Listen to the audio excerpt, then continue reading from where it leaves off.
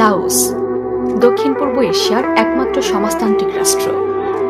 দেশটির সরকারি নাম লাও পিপলস ডেমোক্রেটিক রিপাবলিক। বিচিত্র প্রাকৃতিক দৃশ্য এবং চিত্তাকর্ষক শহরগুলির জন্য দেশটি বেশ জনপ্রিয়। লাওসের প্রায় 3/4 এলাকায় পাহাড় এবং গাছপালায় আচ্ছাদিত। খনিজ সম্পদে সমৃদ্ধ হওয়ার পাশাপাশি জাতিগতভাবে বেশ বিচিত্র এই দেশ। লাওসকে কিন্তু নারীশাসিত দেশ বললেও ভুল হবে না। আজকে আমরা লাওস সম্পর্কে নানা জানা অজানা তথ্যই জানব।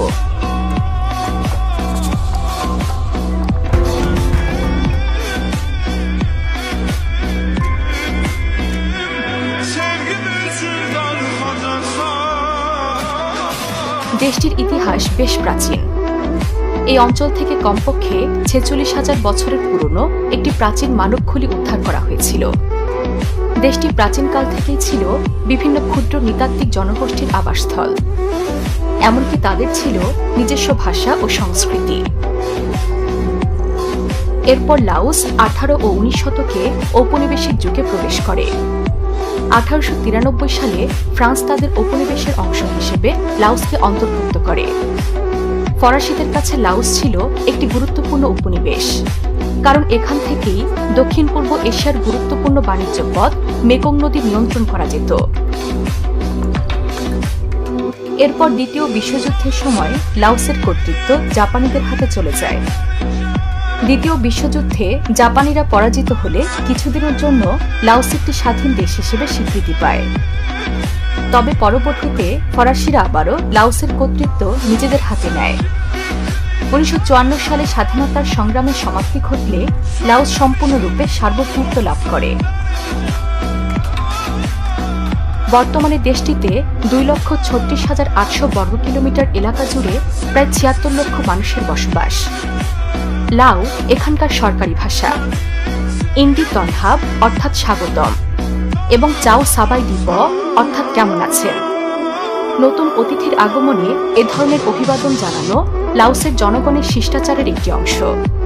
প্রথম দর্শনেই দেশটির সাধারণ মানুষের শান্তশিষ্ট স্বভাব ও বিনয়ী কথাবার্তায় যে কেউ স্বস্তি অনুভব করবেন। অতিথিদেরকে ভালোমন্দ খাওয়ানোর মাধ্যমে আপ্যায়ন করতে ভালোবাসেন তারা। স্টিকি রাইস এই দেশের বেশ জনপ্রিয় একটি খাবার। স্টিকি রাইসের জনপ্রিয়তার কারণে লাওসকে ল্যান্ড অব স্টিকি রাইস বলেও ডাকা হয়। যে কোনো ঘরোয়া আয়োজন কিংবা বিশেষ অনুষ্ঠানে স্টিকি রাইস একটি অবিচ্ছেদ্য অংশ। কাঁচা পেঁপের সালাদও দেশটির ঐতিহ্যবাহী একটি খাবার। জানলে অবাক হবেন যে দেশবাসীর মাঝে পিঁপড়ার ডিমের সালাদ বেশ জনপ্রিয়। দেশবাসী পিঁপড়ার ডিমকে বেশ উপাদেয় একটি উপাদান বলে মনে করেন। দেশটিতে খাবার নিয়ে একটি মজার ধারণা প্রচলিত রয়েছে। ধারণা করা হয় কোনো ব্যক্তি যদি তার খাবার সম্পূর্ণ শেষ না করেই উঠে যান তবে তিনি ইঁদুর হয়ে পুনর্জন্ম নেবেন। তবে কেবল খাদ্যাভ্যাসের দিক থেকেই নয়, লাওসে বৈচিত্র্যের দেখা মিলবে ঐতিহ্য ও সংস্কৃতির ক্ষেত্রেও। দেশটির সমাজ অনেকটাই নারী শাসিত। লাওসে সহায় সম্পত্তির আইনানুগ অধিকারী নারী। নির্দিষ্ট একটা বয়স পার করার পর ছেলেদেরকে বাড়ির বোঝা মনে করা হয়। আবার অন্যান্য দেশে যেখানে বিয়ের পর পাত্রীকে শ্বশুরবাড়ি যেতে হয়, লাওসে সেখানে পাত্রকে যেতে হয় পাত্রীর বাড়িতে। দেশটিতে যৌতুক প্রথাও সমাজ স্বীকৃত, কিন্তু ছেলেপক্ষদের পাত্রীকে যৌতুক দিয়ে বিয়ে করতে হয়। দেশটিতে নারীরা নিজের উপার্জিত অর্থ দিয়েই জীবনযাপন করেন। চাকরি কিংবা ব্যবসা বাণিজ্য সব ক্ষেত্রেই তাদের পদচারণা দেখা যায়। এমনকি কৃষিকাজ ও পশুপালনও তার ব্যতিক্রম নয়। একসময় কিন্তু দেশটিতে লাখ লাখ হাতির বসবাস ছিল। এজন্য লাওসকে ল্যানঝাং বা ল্যান্ড অব দ্য মিলিয়ন এলিফ্যান্টও বলা হয়। এখনও দেশের উত্তরাঞ্চলের কিছু এলাকায় বন্য হাতি রয়েছে। ছাইয়াবুরি প্রদেশের হংসা জেলায় প্রতি বছর হাতির মেলা অনুষ্ঠিত হয়। হাতির দৌড়, লড়াই, হাতি দিয়ে বিভিন্ন কলাকৌশল প্রদর্শন এবং হাতি দিয়ে কিভাবে পাহাড়ি অঞ্চলে ভারী কাঠের গুঁড়ি স্থানান্তর করা হয় সবকিছুরই দেখা মিলবে মেলায়। হাতি প্রদর্শনী মেলা ছাড়াও লাওসের অধিবাসীরা বছরে অনেকগুলো উৎসব পালন করে থাকেন। দেশটির নববর্ষকে বলা হয় বোন পাইমাই। নানাভাবে লাওসবাসী দিনটিকে পালন করেন। বিশেষ করে এদিনে পালন করা জল উৎসব স্থানীয়দের কাছে ব্যাপক জনপ্রিয়। দেশটির অধিবাসীরা কিছুটা কুসংস্কারাচ্ছন্নও বটে। তারা মনে করেন রাতের বেলা মুখ দিয়ে বাঁশি বাজালে ভূতেরা কাছাকাছি চলে আসে। তবে লাওসের জনগণ কিন্তু বোমা ব্যবহার করে মাছ ধরার অনন্য পদ্ধতির জন্য বেশ পরিচিত। জানলে অবাক হবেন, লাওস ইতিহাসে সবচেয়ে বেশি বোমা হামলার শিকার হওয়া দেশ। দ্বিতীয় বিশ্বযুদ্ধে যত বোমাবর্ষণ হয়েছে তার চেয়েও বেশি বোমাবর্ষণের শিকার হয়েছিল এই ছোট্ট দেশটি। 1963 থেকে 1974 সালের মধ্যে ভিয়েতনাম লাওসে আনুমানিক 2 মিলিয়ন টন বোমা নিক্ষেপ করে। তবুও দেশটি বর্তমান সময়ে এর স্থাপনাগুলোর মুগ্ধতা ছড়াচ্ছে। পর্যটন আকর্ষণেও বেশ পরিপূর্ণ এই দেশ। লাওসের সবচেয়ে চিত্তাকর্ষক স্থানগুলোর দেখা মিলবে এর রাজধানী শহর ভিয়েন্তিয়েনে। শহরটিতে অনেক মন্দির এবং বৌদ্ধ নিদর্শন রয়েছে। এই শহরে অবস্থিত লাওসের জাতীয় সাংস্কৃতিক স্মৃতিস্তম্ভ বিদেশি দর্শনার্থীদের কাছে একটি জনপ্রিয় আকর্ষণ। ফা দ্যাট লুয়াং নামক স্মৃতিস্তম্ভটি 1566 সালে নির্মিত হলেও পরবর্তীতে 1953 সালে সংস্কার করা হয়েছিল। স্তম্ভে থাকা স্বর্ণের স্তূপটি 45 মিটার উঁচু এবং বিশ্বাস করা হয় যে সেখানে ভগবান বুদ্ধের প্রতীক রয়েছে। তবে জানলে অবাক হবেন, পুরো লাওসে মাত্র 2টি মসজিদ রয়েছে এবং 2টি রাজধানী ভিয়েন্তিয়েনে। এদের একটি হল ভিয়েন্তিয়েন জামে মসজিদ। 480 মিটারের দোতলা মসজিদের ভেতরে নারীদের নামাজের জন্য আলাদা ব্যবস্থা রয়েছে। প্রতি রমজানে শতাধিক রোজাদারকে এই মসজিদে ইফতার করানো হয়। লাওসের অপর মসজিদটির নাম আল আজহার মসজিদ। মসজিদটির আরেক নাম মসজিদ অফ কম্বোডিয়া। এই মসজিদটি মালয়েশিয়া, কম্বোডিয়া, ব্রুনাই এবং ইন্দোনেশিয়ার মুসলমানরা মিলে 1986 সালে নির্মাণ করেছিলেন। এখানে বাচ্চাদের জন্য ইসলামিক শিক্ষার ব্যবস্থাও রয়েছে। মসজিদের স্বল্পতা থাকলেও দেশটিতে প্রচুর মন্দিরের দেখা মিলবে। এদের মধ্যে অন্যতম একটি হল ওয়াট জিয়েং থং নামক মন্দিরটি। এটি গোল্ডেন সিটি টেম্পল নামেও পরিচিত। বিচিত্র এবং মনোমুগ্ধকর নকশার কারণেও মন্দিরটি ব্যাপক সমাদৃত। মন্দিরটির ধর্মীয় এবং ঐতিহাসিক গুরুত্বের কারণে বর্তমানে এটি একটি পর্যটন আকর্ষণ হয়ে উঠেছে। লুয়াং প্রবাং শহরে 600টিরও বেশি পুরনো স্থাপত্য এবং 30টিরও বেশি মন্দির রয়েছে।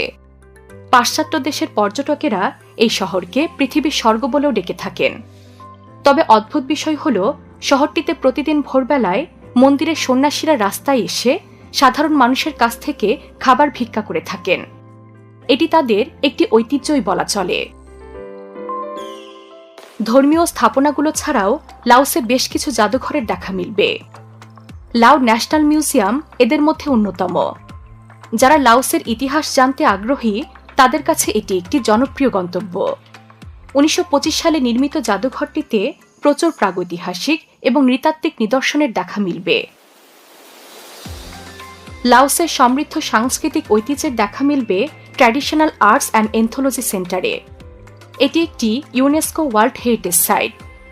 ঐতিহ্যগত পোশাক, সরঞ্জাম এবং অন্যান্য আধ্যাত্মিক নিদর্শনগুলিতে পরিপূর্ণ এই প্রদর্শনী স্থানটি। ধর্মীয় এবং ঐতিহাসিক স্থাপনাগুলোর মতো মনোমুগ্ধকর প্রাকৃতিক নিদর্শনেরও কোনো অভাব নেই দেশটিতে। তবে জানলে অবাক হবেন, লাওস দক্ষিণ পূর্ব এশিয়ার একমাত্র ল্যান্ডলক কান্ট্রি। এখানে কোনো সৈকত না থাকলেও অন্যান্য প্রাকৃতিক আকর্ষণের অভাব নেই। ফুসি পাহাড় একটি মনোমুগ্ধকর দর্শনীয় স্থান। প্রায় 100 মিটার উঁচু পাহাড়টির চূড়া থেকে সূর্যাস্তের চমৎকার দৃশ্য দেখা যায়। পাহাড়ের চূড়ায় দ্যাট কোমসি নামের একটি প্যাগোডা আছে। লাওসের নববর্ষের সময় দেশবাসীরা এই প্যাগোডা থেকে শ্রদ্ধা নিবেদনের অনুষ্ঠান শুরু করেন। কুয়াংসি জলপ্রপাত পর্যটকদের অন্যতম আকর্ষণ। এখানে মনোমুগ্ধকর পানির প্রবাহের পাশাপাশি বিচিত্র প্রজাতির পাখির দেখা মিলবে। তবে দেশটির বৃহৎ প্রাকৃতিক আকর্ষণের অবস্থান এর রাজধানীতে। ভিয়েন্তিয়েনের কুয়াংবিং প্রদেশে অবস্থিত ফং না কেবাং জাতীয় উদ্যানটি একটি ইউনেস্কো ওয়ার্ল্ড হেরিটেজ সাইট।